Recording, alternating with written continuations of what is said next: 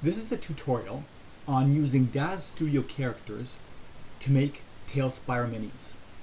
The Daz Studio to Talespire mini process requires the use of Daz Studio Bridge for Unity. That will allow us to get minis from Daz Studio into Unity, and from Unity we can use the usual process to make our Talespire minis. Okay, let's get started. So, there's a few things you will need in order to be able to follow this process. One, you'll need Daz Studio. Daz Studio is available for free. If you're not familiar with it, it is a software for making characters and being able to use morphs to make the characters taller, fatter, longer ears, all kinds of morphs are available. And the clothing that you place on those characters will automatically adjust to compensate, and then you can animate those characters or export them for other uses. It is a free software. They do sell a whole bunch of content for it, like clothing and props, but it does have great import functionality, so you can get away with using it for absolutely free without ever buying any of the content that they sell. Then we will also need Unity. The Daz Studio Bridge works with versions of Unity of 2019 or later, so make sure you do not have an earlier version. I doubt anybody is still using an older version, but you never know. So make sure it's either 2019 or 2020 or later. Then of course we're going to need a modded Talespire with at least the Calp plugin. The Calp plugin, as you may know, is needed to bring custom minis into a modded Talespire. So you will need a modded Talespire for this to work. And lastly, as we've mentioned before, we need to get the Daz Studio to Unity bridge. So, Daz Studio. You can go get Daz Studio. As I said, it is for free. You can just go to daz3d.com, hit the getting started for free. It will ask you to download a, I think it's called DIMM. It's basically their installer slash manager that manages all the assets, and once you run that, you'll be able to download the main software itself, plus a bunch of the figures and the free content that comes with it.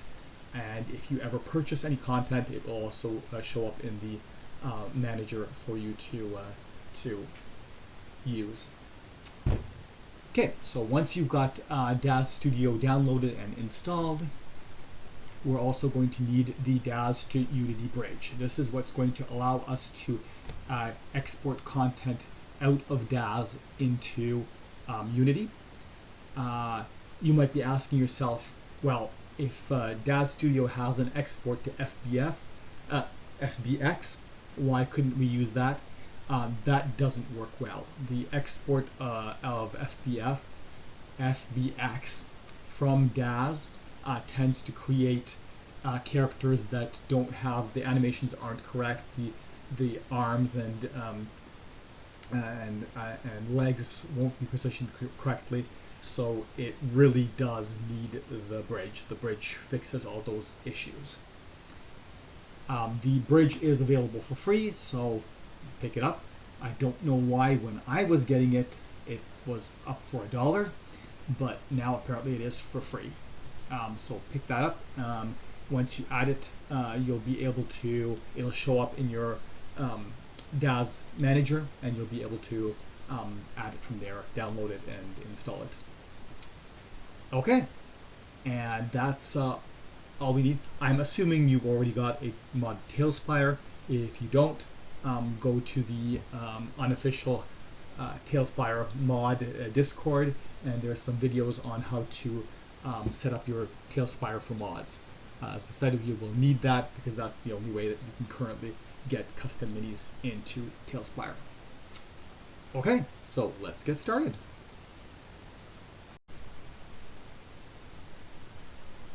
Okay, so once you've got Daz Studio installed and fire it up, it should look something like this. The layout here is changeable, so you can end up making it look quite different, but this is kind of the default layout that it comes with. So I'm not going to go through all the details of what you can do in Daz Studio because that would be well beyond a simple tutorial. I'm just going to try to cover the basics, and if you're interested in more advanced features, go do some research online. I'm sure there's a ton of YouTube videos that will love to teach you all about Daz Studio. So first thing we're going to need is a person in our scene because we're trying to make a mini. So if you go here to Content Library, Daz Studio Formats, under People, you will get the various generations of their character. Genesis 1, 2, 3, 8, and 9. No idea what happened to 4 to 7, but these are the generations of characters that they provide.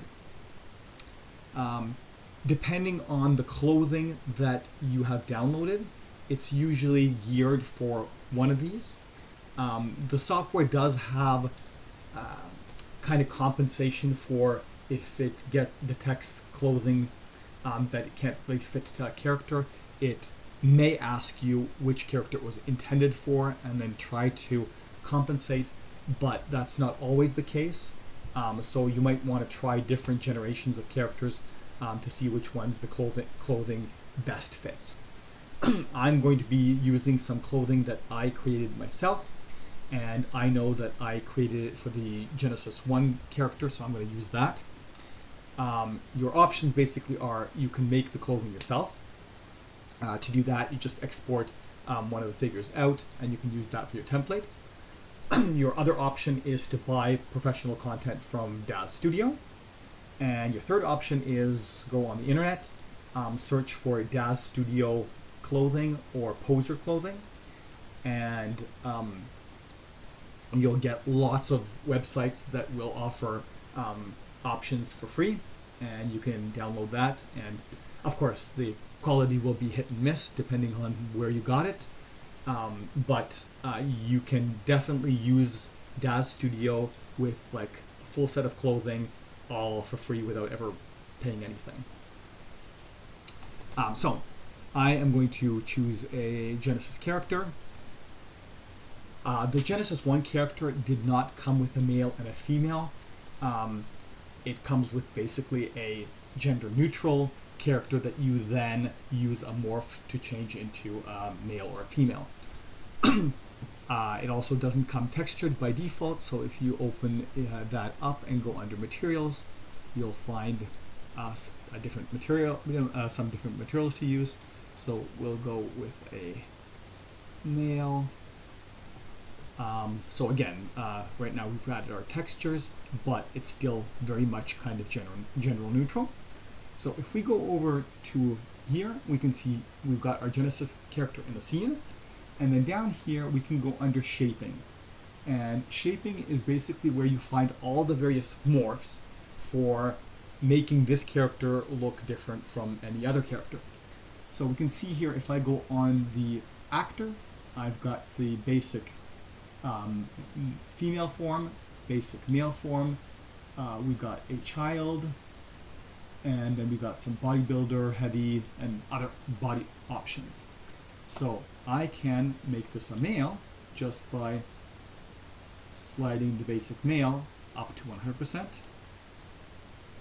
And you can see that some of the it's not very big change, but you can see that the body is changing slightly to represent the male build.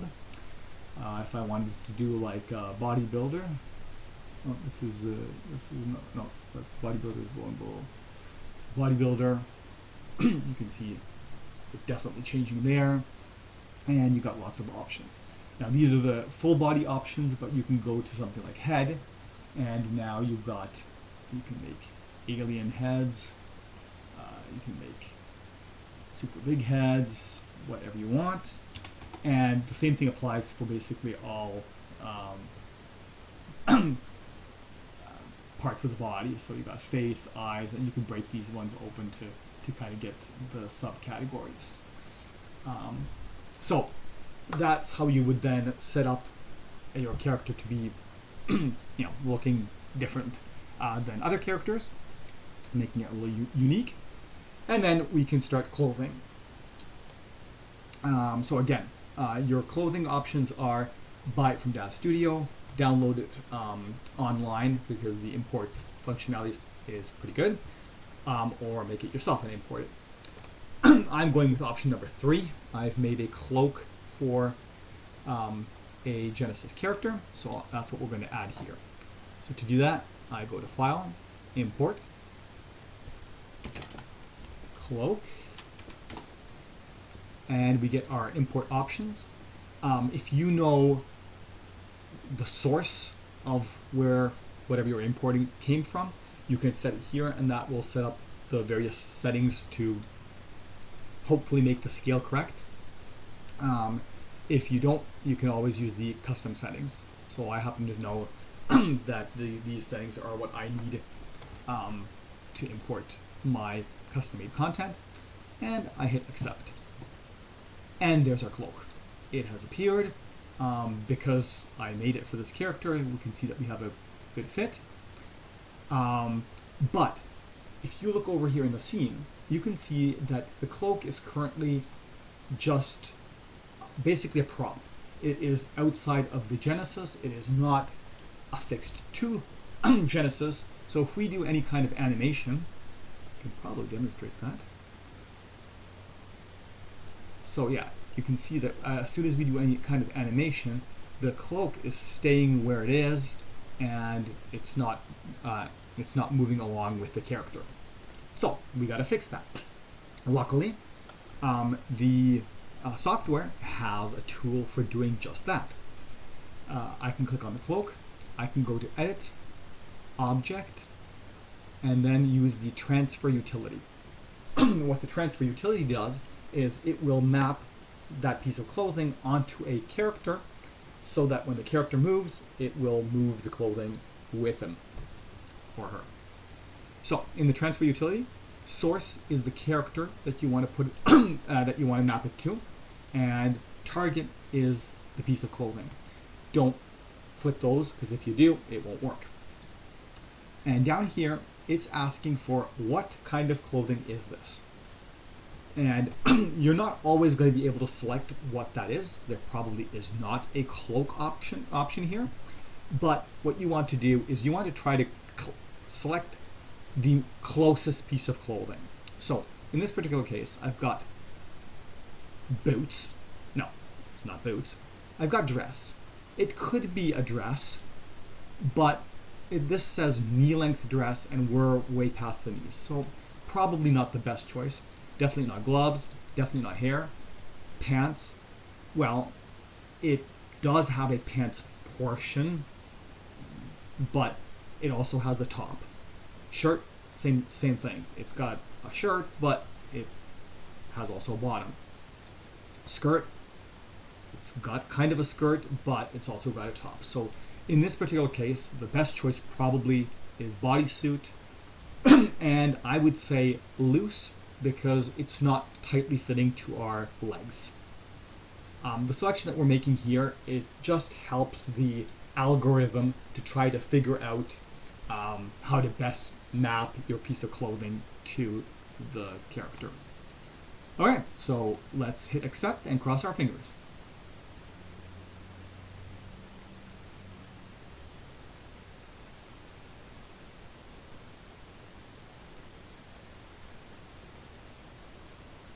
Okay, so now what we can see is in our scene, we now only have Genesis. If we open up Genesis, we can see the cloak, but it is now telling us that the cloak is part of the character. Now let's confirm that. If I go back to animate over here and I do something like that, or like that, yeah, we can now see that the cloak is now moving with the figure. So, excellent. So, a couple of notes about this. Clothing seems to, for the most part, come across the bridge fairly well. Props are kind of hit and miss. So if you have props, stuff that you're basically attaching to the character to a bone, but not making it conform like clothing, you're probably better off adding that at the Unity stage, because then you don't have to worry about it going across the bridge, and it's not really much more difficult to add it in Unity than it is here. Okay, obviously we would probably want to add some additional clothing to this character, but I'm not going to go through that whole process here. We're just going to go straight to the bridge. I will though show you here. Under our scene here, you've got some tabs here. So parameters are basically for your XY offset and rotation and scale. So if you bring in something and it needs to be scaled a little bit, you can use that functionality here. We already said that we've got our shaping here for changing the character. Some clothing will also have shaping features. So for example, to kind of adjust the fit of clothing, sometimes you'll have that under shaping. Sometimes you'll have to use the scale under parameters. And then we also have here our surfaces. So surfaces, when we go down to it, that's where you're going to have all your texture files, your all of the lighting and those kind of features to determine the appearance of the clothing or your character.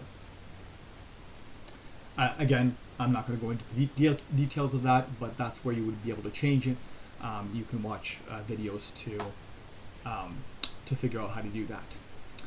Okay, so once we've got that, once your character is all set up, we want to animate them, because if we are using the Daz Studio to Unity Bridge, we want to animate them here because it's going to be much more difficult to do that in Unity. And especially when you're making Talespire minis, that animation has to be done here. There are two ways to animate. One of them is to use the Animate To tab, which is basically a bunch of preset animations that Daz provides. Of course, you could buy more of those animations from the Daz Studio. I believe you can even download additional ones for free. Or you can use the timeline, which is more your conventional keyframing, where you basically go to a frame and then keyframe all of the different body parts that you want to move. If you use the Animate, once you've added your animation blocks together, you're going to basically use a conversion function that creates all the time-aligned keyframes for you. So let's do that. We're not going to be a fighter. We're going to be a lover, so we are going to do some dance moves. So I can just now double-click on whatever dance moves I want.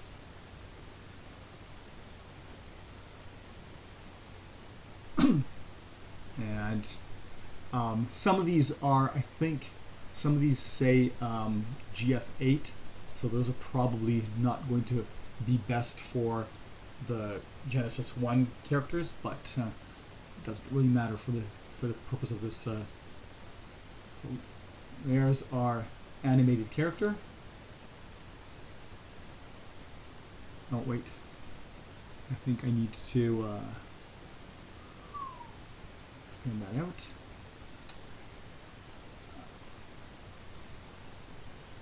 I guess he's a little bit of a pervert in his trench coat and wearing nothing underneath. But anyways, we've got some animations here. Okay, so as I was saying, if you do use the animation blocks and not the timeline, what you're going to need to do is now right click and bake to studio keyframes. When we do that, now when we go to the timeline, just thinking about it. Now when we go to the studio timeline, you can see it's set keyframes for every single frame to cover those animations. So I can scrub through that. Yeah, it looks like that last animation was a little, not sure, maybe it wasn't appropriate for the Genesis 1 character, but again, stuff that you can figure out. Okay, so now we've got our animation, we've got our clothing on, sort of. So we want to now use that bridge and take it to Unity. So the way we do that is very simple. We want to make sure our Genesis character is selected in the scene. That is very important. If you don't do that, you're going to be exporting nothing and it won't work. And then, if you have installed the bridge correctly with the manager, under File, you should have a Send to Daz Unity.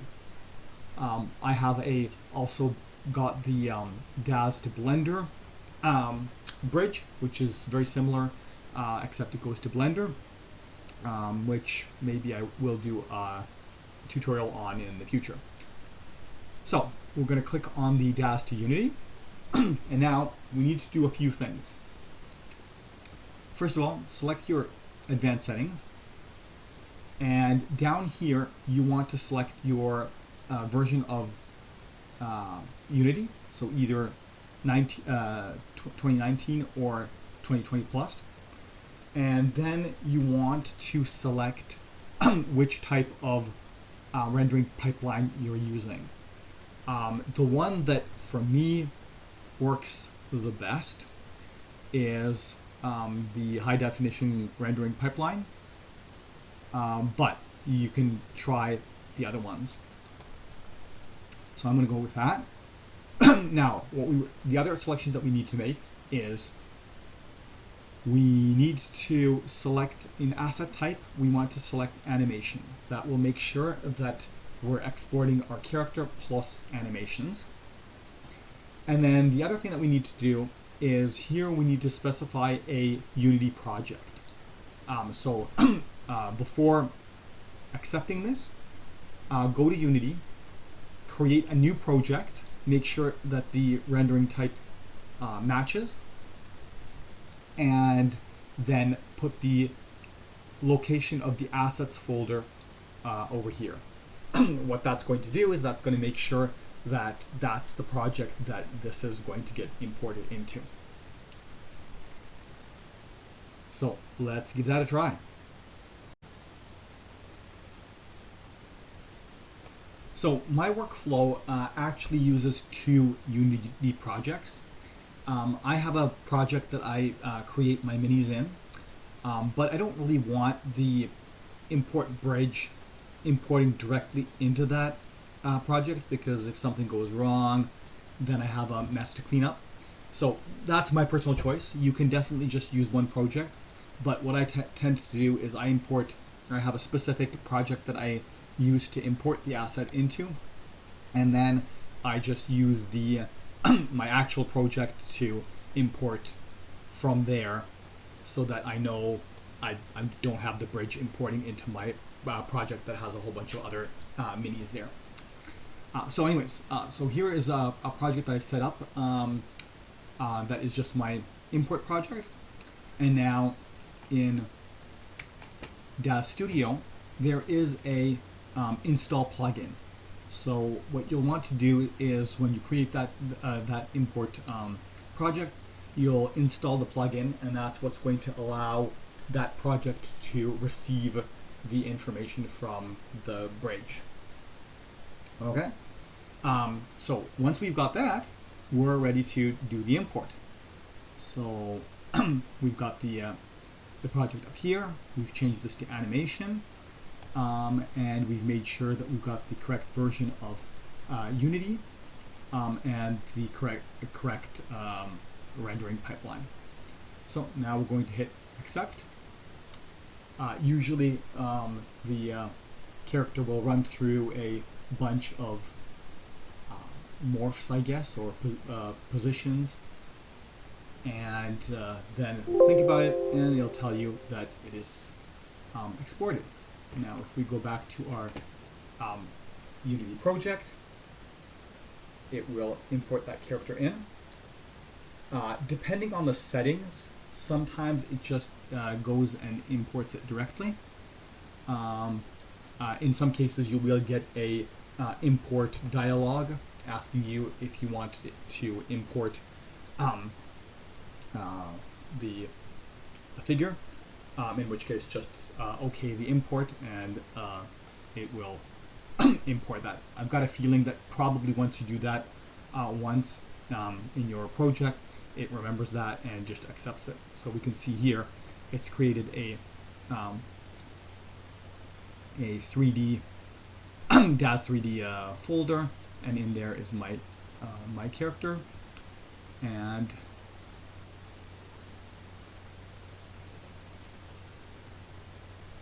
here's our character. Okay, so that's how you get it into from Daz Studio into Unity. And now we would go through the normal process of taking that mini and preparing it for Talespire. So I'm going to show here the sort of the workflow that I use, where I am going to now import this from my normal project. Again, you could just do all of the Talespire work directly here.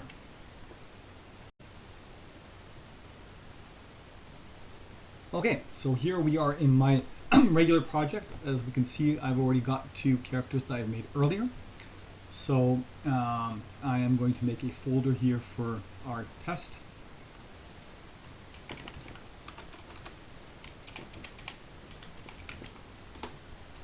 Okay, and typically the organization here is up to you, but I like to make a folder for audio if you're going to use some.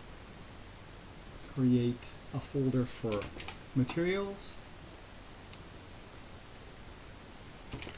mesh, and textures. Okay, so now I'm going to go into the mesh folder, and I am going to just import the FBX that the bridge created from the actual other project. So that was Daz import. I'm going to go to the assets, 3D, Genesis, and this is where the Genesis got imported. So now this way, I'm kind of keeping the project where the Daz gets imported separated from my actual project, just in case, like I said, if something goes wrong. So far, nothing has ever gone wrong, but just in case, I like to keep them separate. So there's the mesh got now imported, and now we're going to follow the usual process for making a mini in Unity ready for Talespire. You can see that in my bare bones video, but I'll go through it here one more time. So with the mesh selected, we want to go to model first, and we want to make sure that preserve hierarchy is on and read write is on. Typically you can get rid of cameras, visibility, and light, unless your characters actually have light, cameras, or visibility. You can turn blend shapes off if you are not using blend shapes, which we're not, so in this case we can turn that off, and we're going to apply that.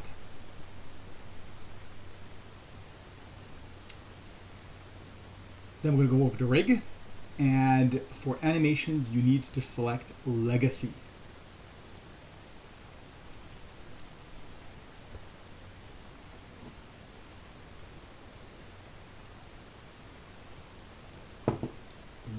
over to Animations tab, and if everything goes okay, we should see our animation.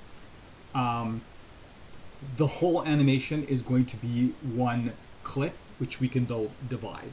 So in our Daz example, we actually had multiple dance moves that we strung together. So theoretically, we could actually go in here and break those out again. So to do that, you can give it you can hit the plus key to multiply that like to copy that sequence, and then we can go to like the first one. We can say dance 1, and then here we choose our start and end. I'm not going to go back to figure out what frame the first dance move stopped at, but let's say it was 100, so I can set that. Wrap mode we want once. Wrap mode just basically means if the animation is going to play once or if it's going to keep looping.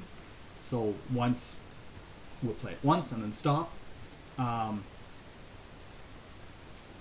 Loop will keep looping.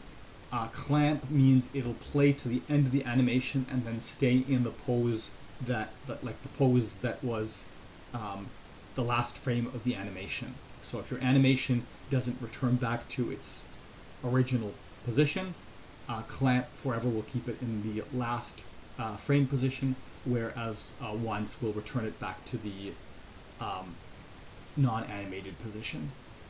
And ping pong just plays it forwards and backwards. So we'll go with once, apply that, and then I'll make like a dance move 2 here.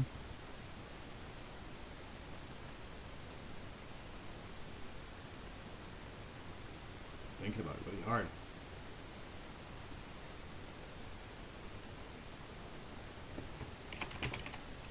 So dance 2 might be 101. So let's say 200.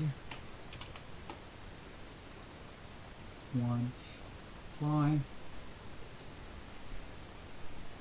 And you can also play it down here. So if we really wanted to study where the one dance ends and the next one picks up, you can just use that right here to figure that out. I'm just going to do the last one here. Dance 3 is going to be 201 to the rest. And once, apply.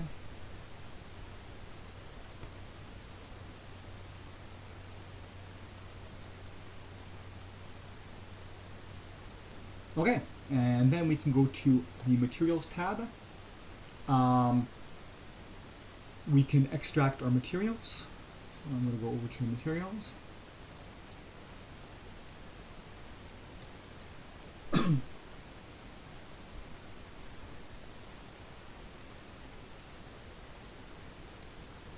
And now the downside is that the bridge does not seem to transfer the textures across. So we have a bunch of materials that it conveniently made for us. Oh, it did manage to... Interesting. It managed to make a couple of these materials. I don't know where it's getting the material file because it's not in our materials section. But yes, what you're going to want to do is you're now going to want to go into the textures here and add those textures and fix up your materials. That's one of the downsides that that doesn't fully come across. I'm not going to go through that process right now, but basically you just like import your texture,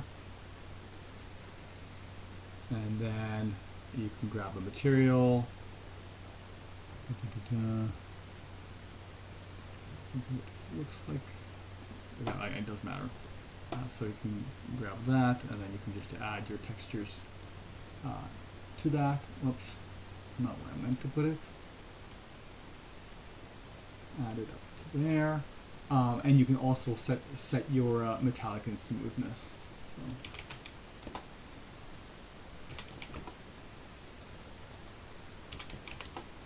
Whatever you're looking for. And once you've got that, then we're going to take the mesh and throw it up into our scene. If we look over here, we can see that it automatically added the animation. So there's our 3 animations. The default one is dance 1, and we got here play automatically. You can check that or uncheck that, that's up to you. So all of that's been set up. We can see if we open this up, there's our cloak that we have added, and there's the shape of the body, and then there's the armature for actually rigging, for actually moving the character. So that all is good to go. If you wanted to add a audio catchphrase to use with Calpy, you can just add audio source. In your audio, you can add import in an MP3, for example.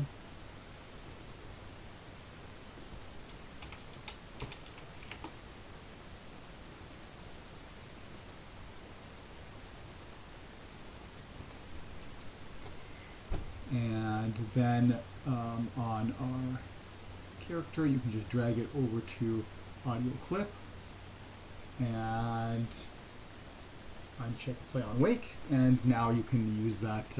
That will create the that audio clip on your character, and you can play it with Calpy using Control 9, the default, unless you've changed it. Yes, and okay, so now we're almost there. We want to now take our Genesis character. This is where you would also typically rename your character. If you're going to be sharing characters, I'm not actually sure that you're legally allowed to share Daz characters because it's got the Daz mesh, which I believe the license agreement prohibits. But if you're making other assets, this is where you rename them with your registered initials.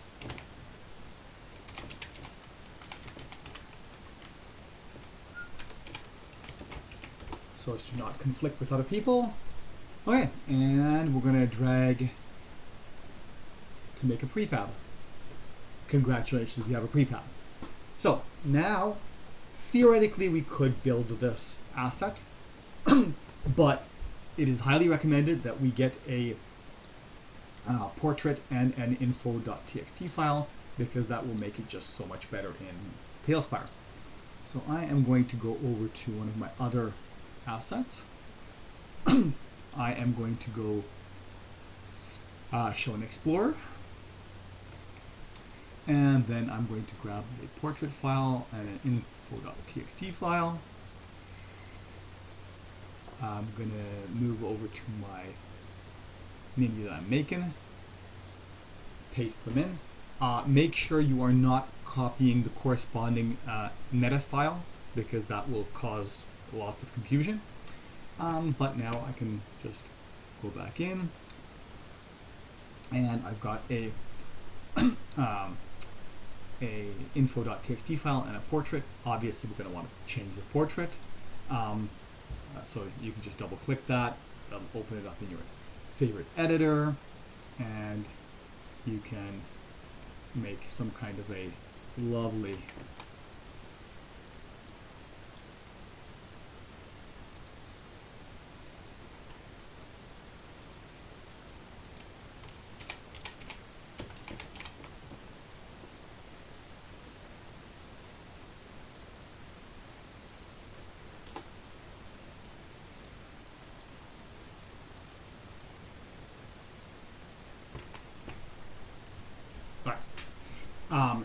so last thing we need to do is we're going to take if you've named it correctly, we're going to take, I'm going to hit the F2 to rename. I'm going to copy that name and then hit escape to cancel the rename. And I'm going to make a new asset bundle with that name. By using the copy and paste, you ensure that the name of the prefab matches the asset bundle, which is a requirement for Calc. Otherwise, you get the prime directive violation. Okay, so we've now set the asset bundle for that one. We need to set the asset bundle for this one. And what else do we need to do for the portrait?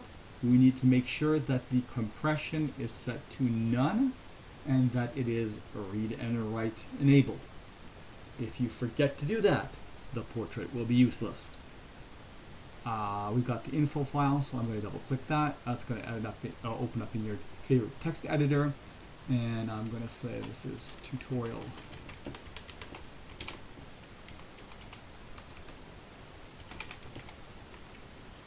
Tutorial 1.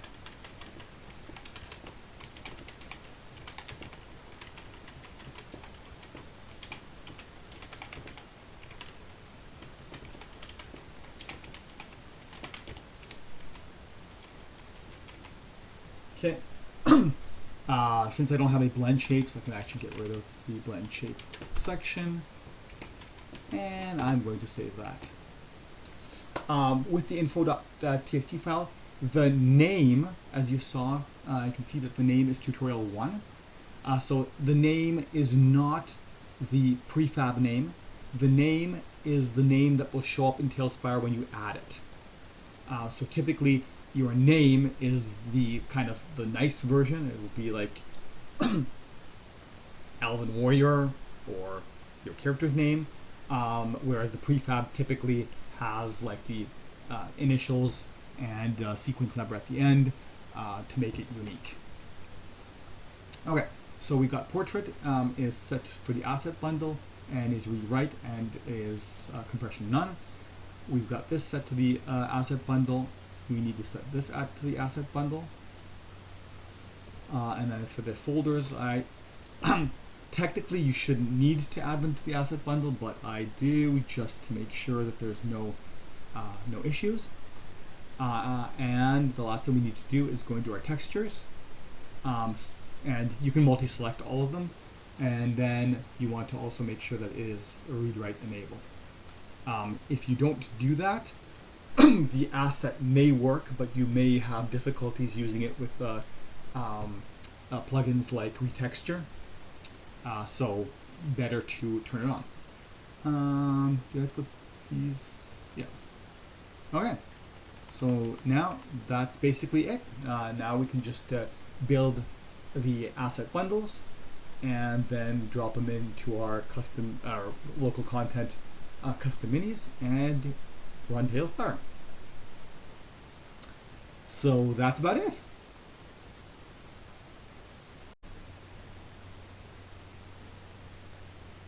I'm not going to import that naked man into my Talespire, but just to kind of prove what the results look like, these are a couple of characters that I made in Talespire using the Daz bridge.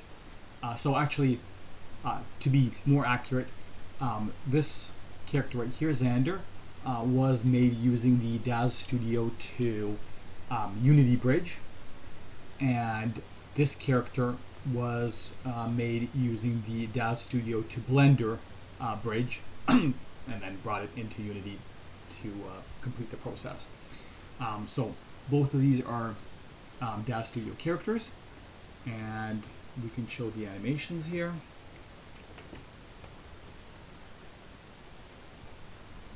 So that's a shove attack there, and then Xander's got his staff attack. With these characters, I also added some owls because they have familiars, which I added blend shape animation to, kind of beyond the scope of this because Daz Studio had nothing to do with that, but those can also be animated. So yeah. Oh, and of course, catchphrases. You can't escape my grasp! Here, have another, free of charge. And that's about it.